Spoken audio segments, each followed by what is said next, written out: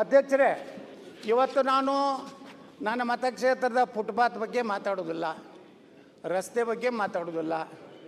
ಏನೋ ಅತಿ ಪ್ರವಾಹ ಯಾವಾಗಲೂ ಯಾವ ಸರ್ಕಾರ ಇದ್ದರೂ ಬಂದೈತೆ, ಬರಗಾಲ ಯಾವಾಗಲೂ ಬಿದ್ದದ. ಆಯಾ ಕಾಲದಿದ್ದ ಸರ್ಕಾರ ಎಷ್ಟು ಕೆಲಸ ಮಾಡ್ಯಾರ ಅನ್ನೋದು ರಾಜ್ಯ ಜನರಿಗೆ ಗೊತ್ತಿದೆ.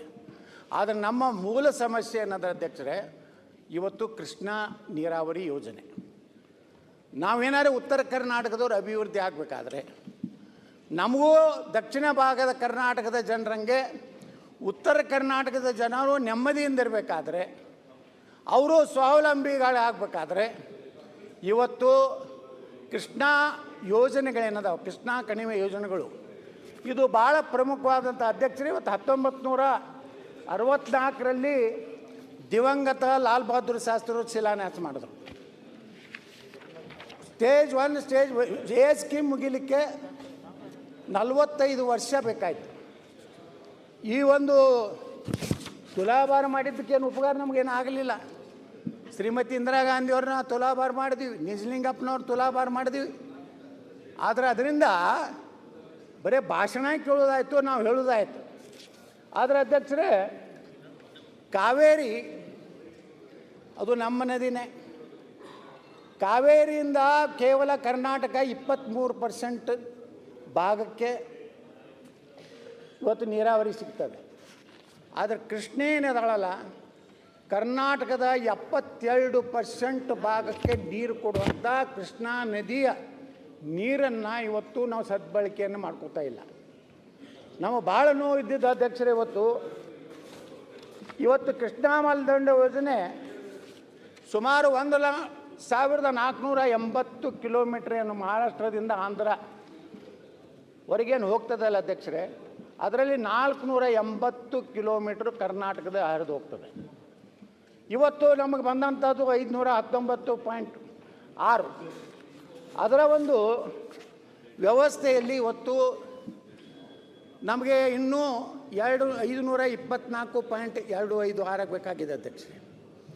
ಇದು ಆಯ್ತಂದರೆ ಒಟ್ಟು ಯೋಜನೆ ಹಂತ 1ರಲ್ಲಿ ಅಧ್ಯಕ್ಷರೇ 119 TMC ನೀರು ಯೋಜನೆ, ಅದರಲ್ಲಿ 4,25,000 ಹೆಕ್ಟರ್. ಹಂತ 2ರಲ್ಲಿ 54 TMC ನೀರನ್ನು ಬಳಕೆ ಮಾಡಿಕೊಂಡ್ರೆ ಒಟ್ಟು ಅದರಲ್ಲಿ 1,97,000 ಹೆಕ್ಟರ್. ಅಂದರೆ ಅಧ್ಯಕ್ಷರೇ ಹೆಚ್ಚು ಕಡಿಮೆ 6,22,120 ಹೆಕ್ಟರ್. ಅಂದಾಜು ಸುಮಾರು 16ರಿಂದ 17 ಲಕ್ಷ ಎಕರೆ ನೀರಾವರಿ ಆಗುವಂಥ ಒಂದು ಭಾಳ ಪ್ರಮುಖವಾದಂಥ ಯೋಜನೆಗೆ ಅಧ್ಯಕ್ಷರೇ ಇವತ್ತು ಸರ್ಕಾರಗಳು, ಈ ಸರ್ಕಾರ ಆ ಸರ್ಕಾರ ಅದನ್ನು ಟೀಕೆ ಮಾಡೋಕ್ಕೆ ಹೋಗೋದಿಲ್ಲ. ಎಲ್ಲರೂ ಉತ್ತರ ಕರ್ನಾಟಕದಲ್ಲಿರೋ ಜನಪ್ರತಿನಿಧಿಗಳು ಎಲ್ಲರ ಭಾಷಣದಲ್ಲಿಯೂ ಕೃಷ್ಣ ನಮ್ಮ ಸರ್ಕಾರ ಬಂದರೆ ವರ್ಷಕ್ಕೆ 25,000 ಕೋಟಿ ಕೊಡ್ತೀವಿ, ನಮ್ಮ ಸರ್ಕಾರ ನಮ್ಮ ನಡೆ ಕೃಷ್ಣ ಕಡೆಗೆ, ಅಲ್ಲಿ ಹೋಗಿ ಪ್ರತಿಜ್ಞೆ ಮಾಡ್ತಾರೆ. ನನ್ನ ಸರ್ಕಾರ ಬಂದರೆ ಸಂಪೂರ್ಣವಾಗಿ ಪ್ರತಿ ವರ್ಷ 5 ವರ್ಷದ ಅವಧಿಯಲ್ಲಿ ಸಂಪೂರ್ಣ ಹಣ ಕೊಟ್ಟು ಇವತ್ತು ನಾನು ಮುಗಿಸ್ತೀನಿ ಅನ್ನೋಂಥ ಭರವಸೆಯನ್ನು ಕೊಟ್ಟು ಇವತ್ತು ಅಧಿಕಾರಕ್ಕೆ ಬರ್ತಾರೆ ಅಧ್ಯಕ್ಷರೇ. ಆ ದುರ್ದೈವ ಅಂದರೆ ಅಧ್ಯಕ್ಷರೇ, ಇವತ್ತು ಈ ಒಂದು ಕ್ಷೇತ್ರದ ಏನು ಭೂ ಸ್ವಾಧೀನ ಪ್ರಕ್ರಿಯೆ ಇವತ್ತೇನಿದೆ ಅಧ್ಯಕ್ಷರೇ, ಇವತ್ತು ಒಟ್ಟು ನಮ್ಮ ಈ ಭೂ ಸ್ವಾಧೀನ ಪ್ರಕ್ರಿಯೆಗೇ ಅಧ್ಯಕ್ಷರೇ ಸುಮಾರು